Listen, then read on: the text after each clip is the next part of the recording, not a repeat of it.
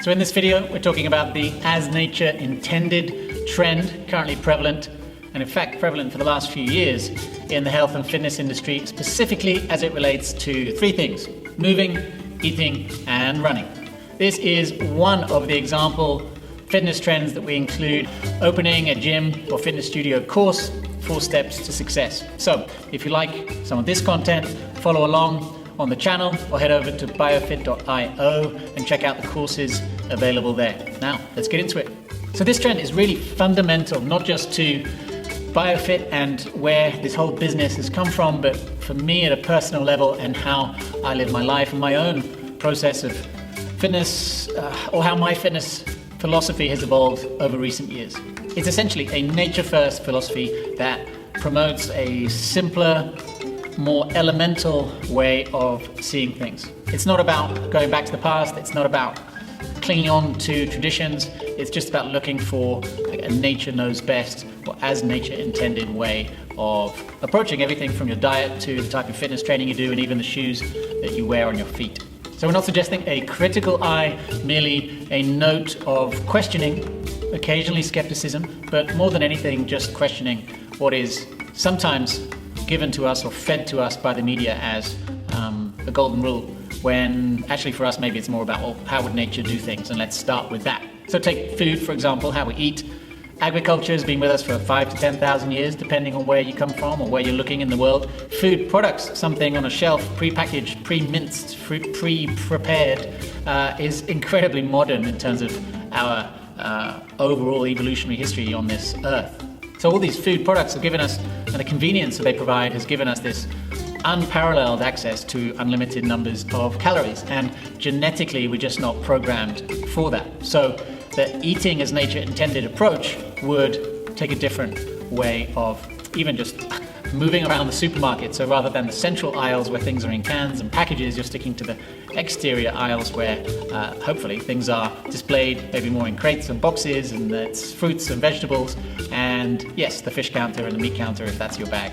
So our DNA really hasn't changed much from the time of pre-agricultural revolution, which means that we've just better adapted for eating moderate amounts of vegetables, some grains, some fruit, not that much dairy products, if any, and occasional pieces of meat and fish, depending on where you're looking in the world. If you were living by the sea or by a river with lots of fish in, chances are you're probably eating the fish.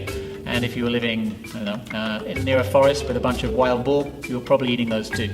So what's a modern day equivalent? Well, take for example the cold pressed juice trend and sort of vegetable juice concept as a whole. It's really just a modern way of interpreting, well, how can I go and pluck a carrot or a cucumber from the ground, and the more modern convenience version of that is a cold pressed juice in a neat package. It comes with its own price, it's convenient, it's a pretty good alternative to not getting to your salad or bowl of vegetables that you might otherwise have. Other examples of this trend would be, say, the paleo and ketogenic diets, both inspired by how things used to be or how we ate for many, many, many years.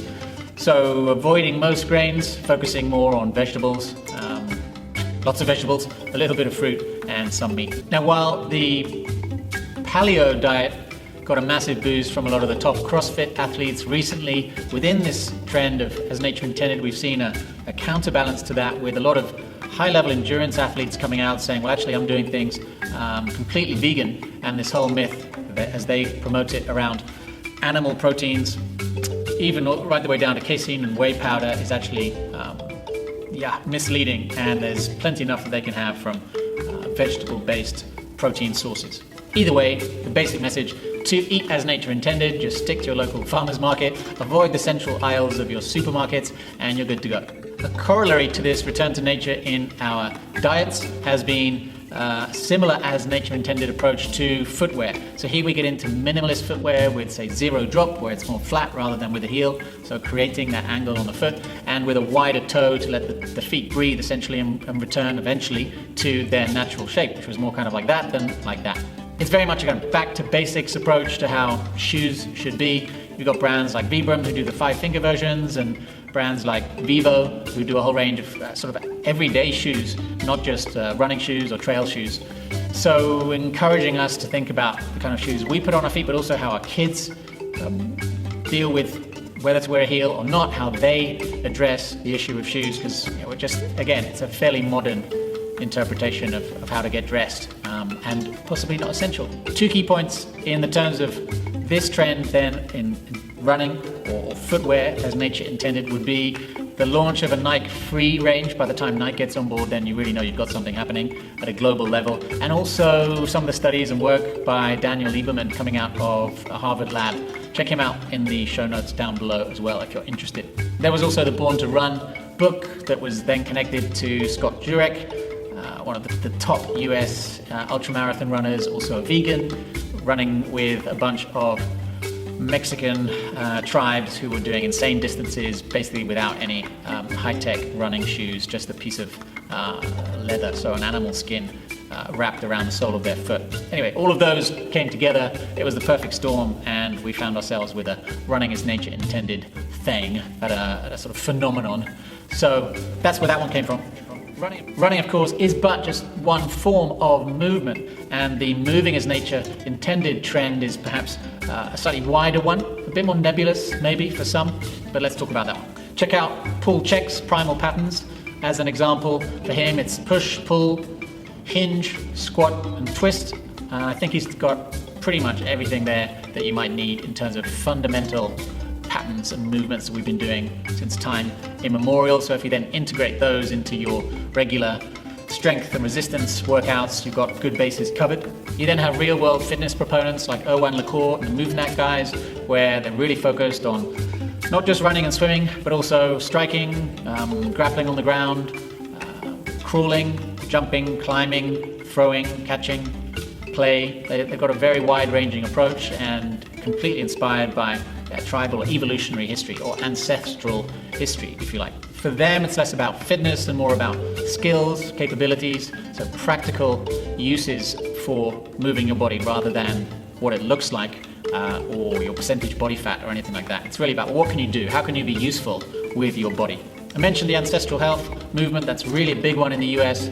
I would say Mark Sisson and his Primal Blueprint work is probably the lead proponent of that now. He's done amazing things and still continues to do so. So check him out. He's got a whole primal fitness approach. He then got into primal foods and primal ingredients products, but very much based on the ketogenic diet. Really interesting stuff. Again, link in the show notes. So that moving as nature intended approach has been absolutely fundamental in how we put together our own particular blend of fitness. We then package that up into an online course for coaches and trainers. That's over at biofit.io as well. More of a fitness interpretation, so a way to cram a bunch of stuff into a 30 to 45 minute workout in a gym or group class fitness scenario.